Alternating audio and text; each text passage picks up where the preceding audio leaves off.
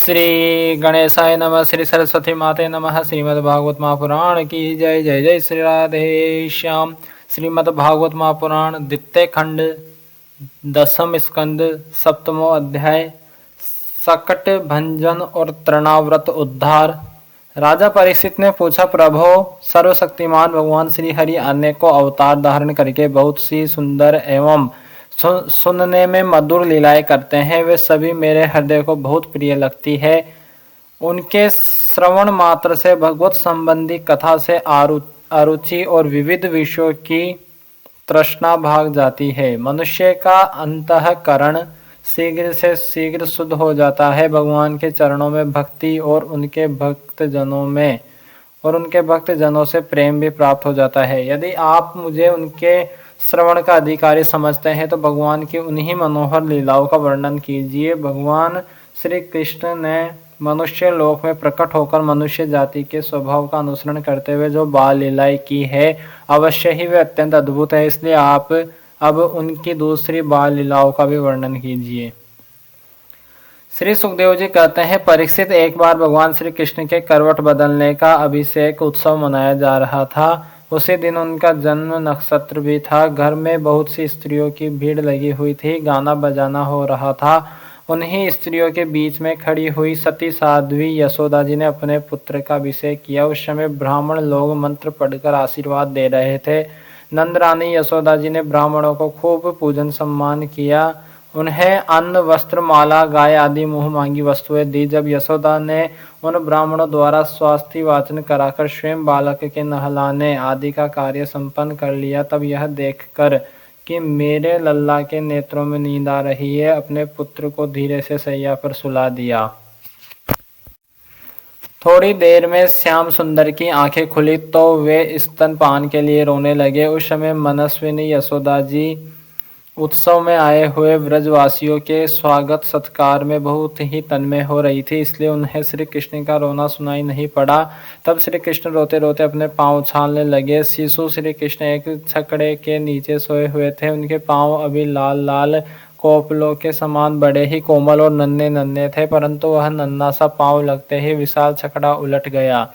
उस छकड़े पर दूध, दही आदि अनेक रसों से भरी हुई मटकियां और दूसरे बर्तन रखे हुए थे। वे सब के सब फूट फाट गए और छकड़े के पहिए तथा धूरे अस्त व्यस्त हो गए। उसका जुआ फट गया। करवट बदलने के उत्सव में जितनी भी स्त्री आई हुई थी वे सब और यशोदा, रोहिणी, नंद बाबा और गोपगण इस विचित्र घटना को देखकर व्याकुल हो गए। वे आपस में कहने लगे, अरे यह क्या हो गया? यह छकड़ा अपने आप कैसे उलट गया? वे इसका कोई कारण निश्चित न कर सके। वहां खेलते हुए बालकों ने गोपों और गोपियों से कहा कि इस श्री कृष्ण ने ही तो रोते रोते अपने पांव की ठोकर से इसे उलेट दिया। इसमें कोई संदेह नहीं, परंतु गोपों ने उसे बालकों की बात मानकर उस पर विश्वास नहीं किया। ठीक ही है, वे गोप उस बालक के अनंत बल को नहीं जानते थे। यशोदा जी ने समझा यह किसी ग्रह आदि का उत्पात है। उन्होंने अपने रोते हुए लाडले लाल को गोद में लेकर ब्राह्मणों से वेद मंत्रों के द्वारा शांति पाठ कराया और फिर वे उसे स्तन पिलाने लगी। बलवान गोपों ने छकड़े को फिर सीधा कर दिया। उस पर पहले की तरह सारी सामग्री रख दी गई। ब्राह्मणों ने हवन किया और दही, अक्षत, कुश तथा जल के द्वारा भगवान और उस छकड़े की पूजा की, जो किसी के गुणों में दोष नहीं निकालते, झूठ नहीं बोलते, दम, विष्या और हिंसा नहीं करते तथा अभिमान से रहित है। उन सत्यशील ब्राह्मणों का आशीर्वाद कभी विफल नहीं होता। यह सोचकर नंद बाबा ने बालक को गोद में उठा लिया और ब्राह्मणों से साम, ऋक और यजुर्वेद के मंत्रों द्वारा संस्कृत एवं पवित्र औषधियों से युक्त जल से अभिषेक कराया। उन्होंने बड़ी एकाग्रता से स्वस्त्ययन पाठ और हवन कराकर ब्राह्मणों को अति उत्तम अन्न का भोजन कराया। इसके बाद नंद बाबा ने अपने पुत्र की उन्नति और अभिवृद्धि के कामना से ब्राह्मणों को सर्व गुण संपन्न बहुत सी गोएं दी। वे गोएं वस्त्र, पुष्पमाला और सोने के हारों से सजी हुई थी। ब्राह्मणों ने उन्हें आशीर्वाद दिया। यह बात स्पष्ट है कि जो वेद वेता और सदाचारी ब्राह्मण होते हैं उनका आशीर्वाद कभी निष्फल नहीं होता। एक दिन की बात है, सती यशोदा जी अपने प्यारे लल्ला को गोद में लेकर दुलार रही थी। सहसा श्री कृष्ण चट्टान के समान भारी बन गए, वे उनका भार न सह सकी। उन्होंने भार से पीड़ित होकर श्री कृष्ण को पृथ्वी पर बैठा दिया। इस नई घटना से वे अत्यंत चकित हो रही थी। इसके बाद उन्होंने भगवान पुरुषोत्तम का स्मरण किया और घर के काम में लग गई।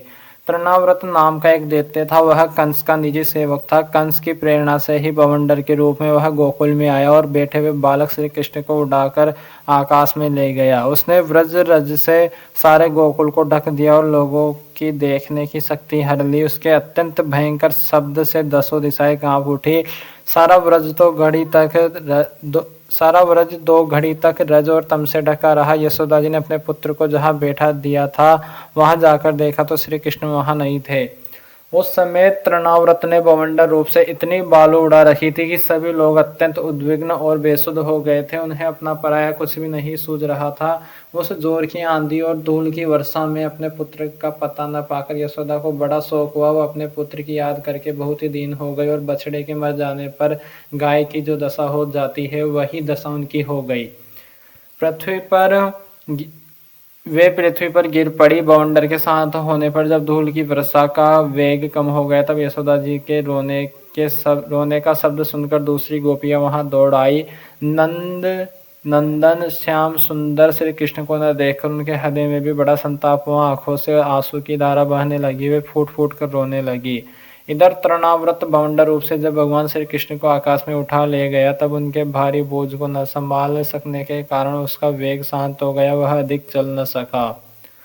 तृणाव्रत अपने से भी भारी होने के कारण श्री कृष्ण को नीलगिरी की चट्टान समझने लगा। उन्होंने उसका गला ऐसा पकड़ा कि वह उस अद्भुत शिशु को अपने से अलग नहीं कर सका।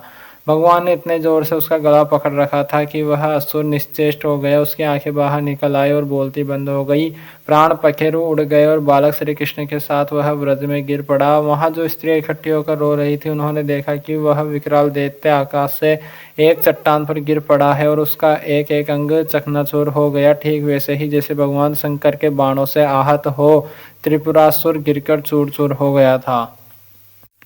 भगवान श्री कृष्ण उसके वक्ष स्थल पर लटक रहे थे। यह देखकर गोपियां विस्मित हो गई। उन्होंने झटपट वहां जाकर श्री कृष्ण को गोद में ले लिया और लाकर उन्हें माता को दे दिया। बालक मृत्यु के मुख से सकुशल लौट आया। यद्यपि उसे राक्षस आकाश में उठा ले गया था फिर भी वह बच गया। इस प्रकार बालक श्री कृष्ण को फिर पाकर यशोदा आदि गोपियों तथा नंद आदि गोपों को अत्यंत आनंद हुआ। कहने लगे, अहो यह तो बड़े आश्चर्य की बात है। देखो तो सही यह कितनी अद्भुत घटना घट गई। यह बालक राक्षस के द्वारा मृत्यु के मुख में डाल दिया गया था परंतु फिर जीता जागता आ गया और उसे हिंसक दुष्ट को उसके पाप ही खा गए।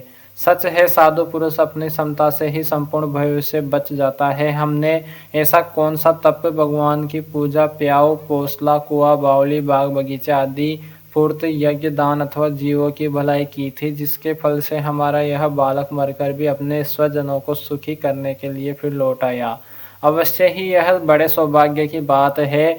जब नंद बाबा ने देखा कि महावन में बहुत सी अद्भुत घटनाएं घटित हो रही है तब आश्चर्यचकित होकर उन्होंने वसुदेव जी की बात का बार बार समर्थन किया। एक दिन की बात है, यशोदा जी अपने प्यारे शिशु को अपने गोद में लेकर बड़े प्रेम से स्तनपान करा रही थी। वे वात्सल्य स्नेह से इस प्रकार सरोबोर हो रही थी कि उनके स्तनों से अपने आप ही दूध झरता जा रहा था।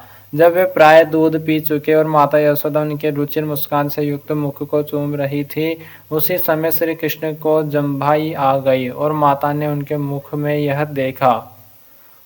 उसमें आकाश, अंतरिक्ष, ज्योतिर्मंडल, दिशाएं, सूर्य, चंद्रमा, अग्नि, वायु, समुद्र, द्वीप, पर्वत, नदियां, वन और समस्त चराचर प्राणी स्थित है। परीक्षित अपने पुत्र के मुंह में इस प्रकार सहसा सारा जगत देखकर मृग सावक नयनी यशोदा जी का शरीर कांप उठा। उन्होंने अपनी बड़ी बड़ी आंखें बंद कर ली। वे अत्यंत आश्चर्यचकित हो गई। श्री सीताराम भगवान की जय, श्री राधे श्याम जी सरकार की जय, हनुमान जी महाराज की जय, उमापति महादेव भगवान की जय, श्री लाडली जी सरकार की जय, श्री वृंदावन बिहारी लाल की जय, अपने अपने माता पिता की जय, गौ माता की जय, सनातन धर्म की जय, श्री सुखदेव जी महाराज की जय, श्रीमद् भागवत महापुराण की जय। जय जय श्री राधे श्याम, सबको मिले श्री वृंदावन धाम। नमः पार्वती पतये, हर हर महादेव। सभी विरक्त ब्राह्मण की जय, सभी विरक्त संतन की जय, सभी पितरन की जय। जय जय श्री राधे श्याम इति श्री